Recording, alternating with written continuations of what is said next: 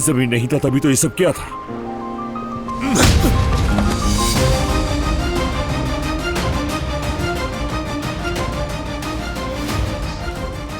हसन काराबे का बेटा होना कैसा होता है ये बात तुम अच्छी तरह जानते हो।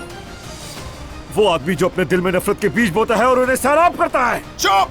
बहाने मत बनाओ, मत बनाओ बहाने।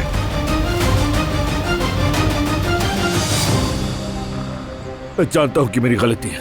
मैंने हमेशा नफरत की है तुम लोगों से, क्योंकि मैंने नाकामी झेली है। हमेशा कमजोर रहा हूं मैं। तुमने कभी अपने बाप को खुश करने की कोशिश की है क्या?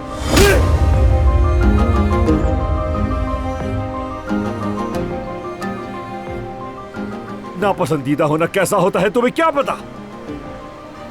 जब माँ की आवाज साथ छोड़ जाए, बाप चेहरा फिर ले, सब नजरअंदाज कर दे तो कैसा लगता है?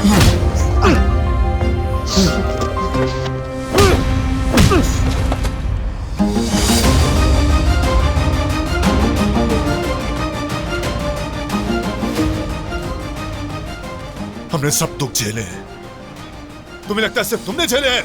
हाँ? बुरा इसलिए बना कि शायद बाप सीने से लगा है, लेकिन हमेशा सबने नजरअंदाज किया मुझे।